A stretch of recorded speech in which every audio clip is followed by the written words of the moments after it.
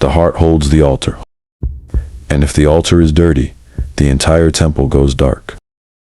Two men discovered a secret about the heart that modern science is only just beginning to measure.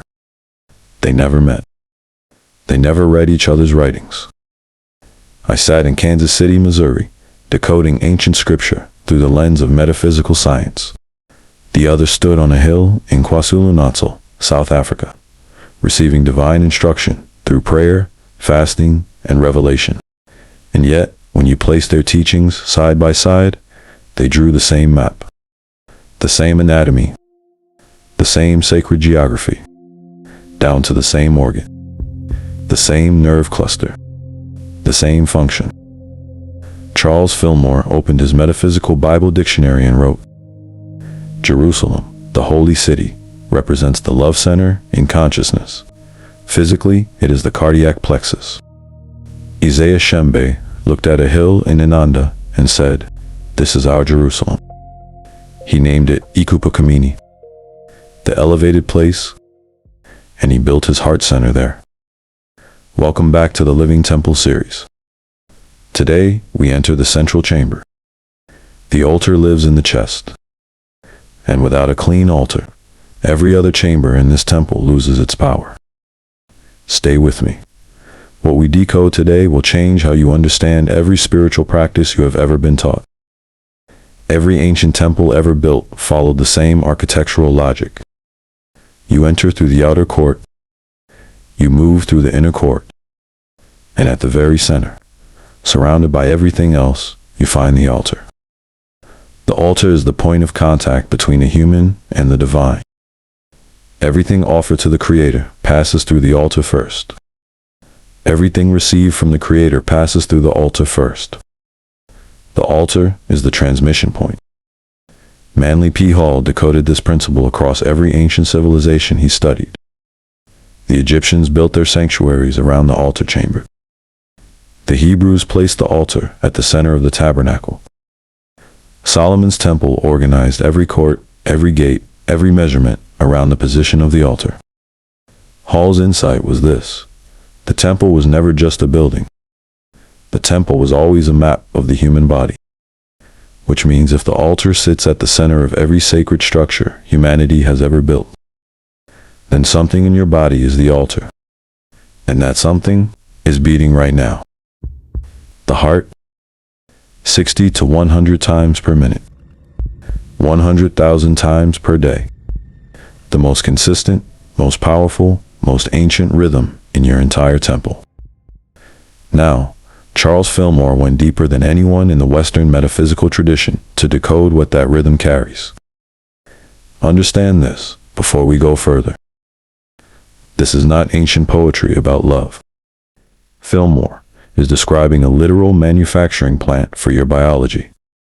He wrote, "The ganglionic receptacle, in plain terms, is the heart's own personal brain, a nerve web so dense and so responsive that it registers every thought, every emotion, every intention you carry and builds tissue around it." Think of it this way. The heart literally takes notes on your stress and builds those notes into your chest. Every resentment you harbor, every wound you replay, the heart archives it and constructs living tissue from the record. What you love and what you hate. Here, build cells. Cells of joy or cells of pain. The altar takes the physical shape of what you place upon it. This is the most important biological fact in this entire series. Isaiah Shembe did not speak about the heart in poetry. He delivered a maintenance protocol. Watch your heart. Pay attention to what comes in and what goes out of it. Your heart is the gate that connects you to God. An unclean heart cannot help you connect to your Creator. 4 sentences, 4 layers of precision. Layer 1, watch your heart. Active surveillance, active watching. Layer 2, pay attention to what comes in and what goes out. The heart is a gate. Gates carry 2 directions of traffic. Shembe taught consciousness of both. Layer 3, your heart is the gate that connects you to God. The signal enters and exits through the heart first. Layer 4, An unclean heart cannot help you connect. A dirty antenna cannot receive a clear signal. Shembe is describing hardware failure. Building from this foundation, Shembe delivered for laws of heart protection. Every one of Shembe's 3 laws targets the same mechanism. What you harbor. The heart, as altar, receives anything that passes through it. The crisis begins the moment you build a permanent room for it inside the temple. The moment you give it an address, the moment it stops being a visitor and becomes a resident. Law 1 guards the gate against past injury. Law 2 seals the gate at the thought level before crystallization begins. Have you ever felt your heart physically clench when you heard someone else got the promotion or the house you wanted? That is not just an emotion. That is the crystallization Shembe is trying to prevent. That clench, held long enough, fed quietly enough, builds a cell, and cells become tissue, and tissue becomes the altar you pray from. Law 3 goes somewhere no other spiritual teacher placed inside a single law. 2 levels. Level 1. Do not harbor envy, the internal gate, the thought in the heart. Level 2. Do not interfere with your neighbor's enjoyment of what is rightfully his. You could smile at someone's blessing while quietly working to diminish their peace in it. Gossip, subtle undermining, withdrawing your celebration. Shembe sealed both doors, the thought and the action, because a person who cannot protect another's enjoyment has told their own heart, abundance is limited. That belief, crystallized in the cardiac plexus, closes the gate to your own receiving.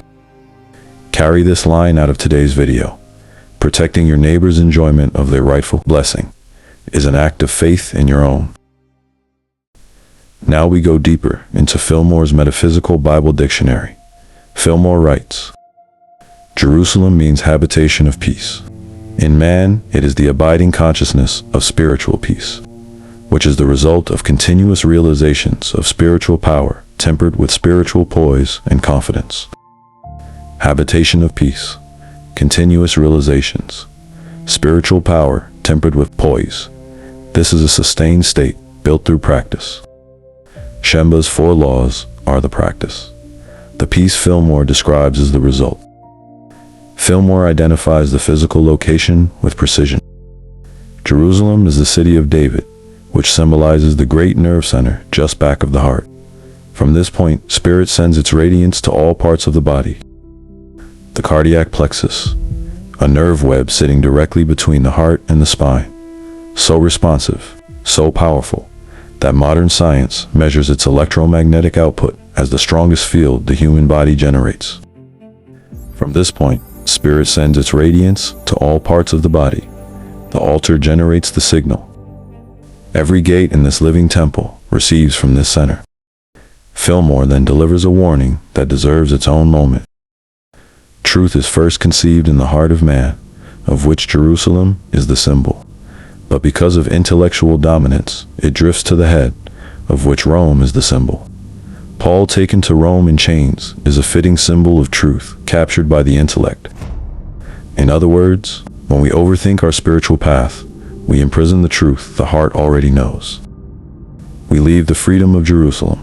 We walk into the rigid walls of the intellect. The heart conceives, the heart leads, always. Fillmore assigned a specific guardian to this center. Its presiding genius is John the mystic, who leaned his head on the Master's bosom. John, the disciple of love, the one who leaned closest to the altar.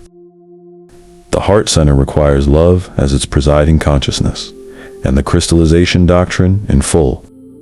In divine order, it should be the abode of the good and the pure. Shembe's 4 laws are the daily instructions for maintaining that divine order. Now we arrive at the revelation this entire episode has been building toward. Charles Fillmore, Kansas City, Missouri. Late 1800s, early 1900s. Jerusalem, the holy city, is the love center in consciousness. Physically, the cardiac plexus. Isaiah Shembe, Inunda KwaZulu-Natal. He looks at a hill. This is Jerusalem. He names it Ikupa Kamini, the elevated place. They never met. They shared no correspondence. They inhabited different centuries, different cultures, different spiritual traditions. Fillmore mapped the cardiac plexus as Jerusalem. Shembe built Jerusalem at the place where the heart of the Nazarite movement gathers. Two illuminated minds reading the same original blueprint. Look at what Shembe placed at Akupakamini. The July festival, baptisms, the cleansing and renewal of the heart, marriages, the covenant of two heart fields becoming one, celebration, music, dance, community. Now, hear Fillmore. A feast in Jerusalem is a receptive state of mind toward all spiritual good. There is a great peace there, the peace of God which passeth all understanding and fills the whole being with satisfaction. Akupakamini is the feast of Jerusalem, made flesh, made community, made geography. Here is what science found. The HeartMath Institute has spent over 3 decades measuring what Fillmore described and Shembe legislated. 5 findings that close every loop we open today. Finding 1, the heart generates an electromagnetic field 60 times stronger than the brain. Finding 2, this field changes measurably based on emotional state. Pause and go through them at your own pace. If we run Shembe's 3 laws through this science, here is what we find. Law 1, harboring resentment locks the heart in chronic incoherence. Law 2, ill-wishing activates the same stress response as direct threat. In HeartMath, finding 5 takes us directly to Akupakamini, thousands of Nazarite members at the heart center of their sacred geography, a communal heart coherence technology operating centuries before the instruments existed to measure it. Isintu arrives at the heart through something older than metaphysical science and older than written law. In Isintu, the heart is the seat of the soul and character. 2 teachings ground this. First, the moral center. A person's Ubuntu, their genuine humanity, resides in the heart. Actions can be performed, words can be rehearsed, reputation can be constructed. The heart holds what is actually true about a person. Shembe legislated character, not just behavior. Guard the place where your Ubuntu lives, a heart that harbors resentment. Ill-wishing and envy corrupts the very seat of the soul. Second, the repository of secrets. The heart keeps the true record. Every resentment you smiled over. The ancestors read the heart, not the face. God reads the heart, not the performance. And easing to the heart is communal property. I am because we are. Your hatred enters the communal field. Your gratitude lifts every person standing in your field. Your Ubuntu, clean and whole in your heart, becomes the greatest gift you bring to every circle you enter. This is what Shembe built at Akupakamini, a place where the repository of secrets gets offered up through song, baptism, and covenant, where Ubuntu gets renewed at the altar, together, because in Isintu, the heart was never meant to beat alone. Revelation without practice stays information. Your living temple deserves more than information. For practices, 1 altar. Your heart takes the shape of what you place inside it daily. Choose conscious living. Choose your response over your reaction. Choose harmony as a daily posture. Choose to protect the enjoyment of what is, rightfully your neighbors.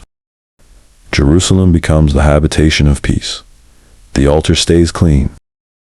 And God, as Shembe promised, stays reachable. 2 men, 2 continents, 1 map. Charles Fillmore called it the cardiac plexus. Isaiah Shembe called it Akupakamini. Isintu calls it heart, the seat of the soul. HeartMath calls it the primary electromagnetic field generator of the human body. And every ancient temple architect who ever lived called it the altar. Keep the altar clean, harbor nothing. Celebrate your neighbor's blessing. Let gratitude be your morning language. Let coherence be your daily practice. Let Jerusalem, your Jerusalem, become the habitation of peace Fillmore described and Shembe built. In episode 3, we ask a question that changes everything. The altar transmits a clean signal. The gate stays open. The heart speaks. The mind that receives, what does it do with what the heart sends? The intellect, the imagination, the will, and the ancient wisdom that governs all three. That conversation is coming. Until then, be steady, be rooted, be pure. I am the biological altar.